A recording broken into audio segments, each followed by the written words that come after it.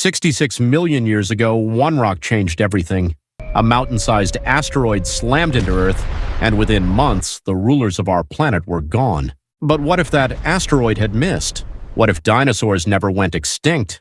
Would humans still exist? Or would we still be hiding in the shadows of giants?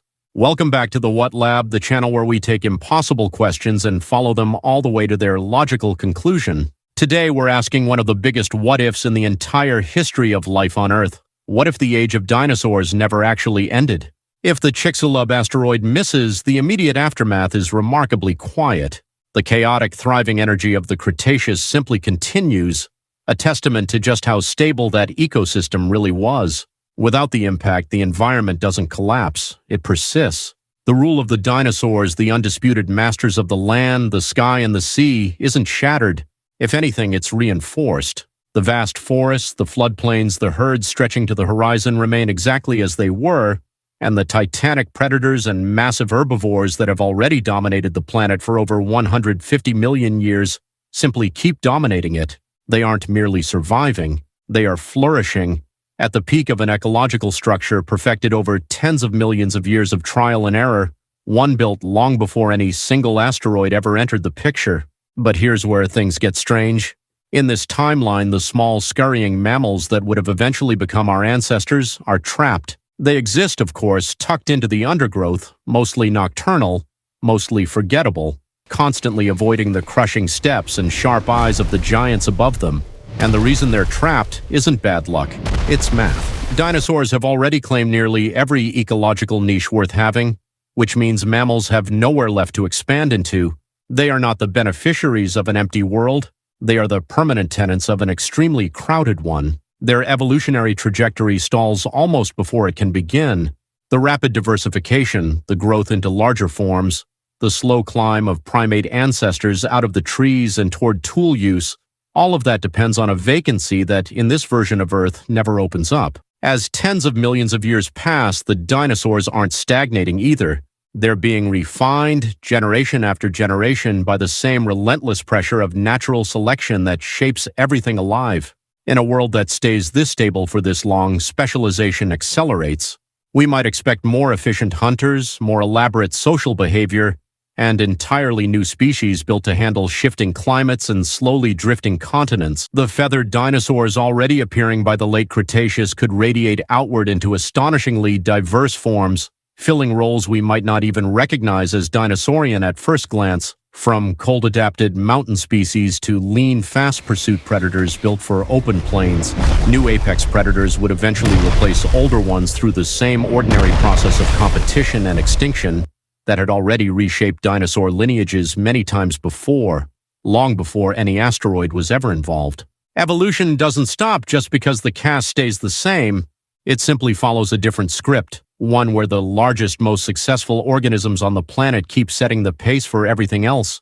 Our ancestors needed a very specific set of circumstances to leave the safety of the trees and begin their long, slow march toward consciousness. They needed the mass extinction to clear out the top of the food chain, to trigger the sudden mammal radiation that finally let primates grow, spread, and specialize. It wasn't a single lucky mutation that made us possible. It was an entire cascade of vacancies opening up all at once, in the oceans, in the forest canopy, on open plains, each one filled by a mammal lineage that, in this alternate timeline, simply never gets the chance to try.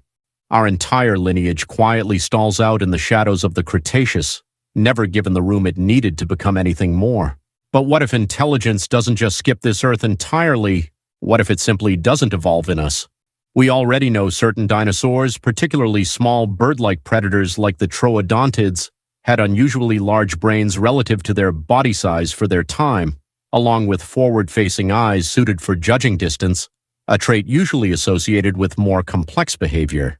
So the question becomes, given another 60 million years of evolutionary pressure, could a lineage like that cross some meaningful threshold into real intelligence? It isn't guaranteed. Evolution doesn't owe any species a bigger brain just because time keeps passing, and plenty of highly successful animals never develop anything close to complex problem-solving. But it isn't impossible either, and that distinction matters. Some researchers have gone as far as sketching out what such a creature might have eventually looked like, an upright, large-brained descendant with grasping hands. Picture a world where tool use, complex communication, and the first fragile threads of social structure emerge not in primates, but in feathered, sharp-eyed dinosaurs who never needed us to show up first. However that thought experiment resolves, one thing is certain. If you stepped outside onto this alternate Earth today, you wouldn't find a single human city. No highways cutting through the hills, no skyscrapers on any horizon, no power grids, no satellites, no quiet hum of civilization anywhere on the planet. Instead, you'd find something closer to a wild, untamed paradise, an Earth that was never reshaped to suit a single species' convenience. You'd see enormous dinosaurs moving in herds across continents that drifted into roughly the same places we recognize today, because plate tectonics never needed that asteroid to keep working. You'd see rivers running wherever geography actually sent them rather than wherever engineers redirected them. You'd see oceans patrolled by massive marine reptiles, animals that lived alongside dinosaurs but were never dinosaurs themselves, and skies crossed by pterosaurs, close cousins of dinosaurs rather than dinosaurs proper, casting shadows the size of small aircraft. It would be a vibrant, dangerous, breathtaking world, one where the biological heritage of the Cretaceous simply never faded. And that's the truth this whole alternate reality is really pointing toward. Human existence was never inevitable. It was an accident, a byproduct of catastrophe. We are the descendants of a world-ending disaster, the ones who only got the chance to exist because the previous rulers of this planet were forcibly, violently removed from power. That asteroid wasn't just an extinction event. It was the starting gun for everything that came after it, including us. In a very real sense, the asteroid didn't end a world. It began ours. So the next time you look up at the night sky, consider how strange that really is. We are the lucky inheritors of a broken world, proof that our entire presence here is a brief, improbable flicker inside a much longer, much older story that was, for most of its history, ruled entirely by giants. A story that could have easily gone on for tens of millions more years without us ever entering it at all. If questions like this are the kind that keep you wondering, hit subscribe, because that's exactly what TheWhatLab does every single episode, taking one impossible question and following it as far as the science will actually go. Until next time, keep asking what if.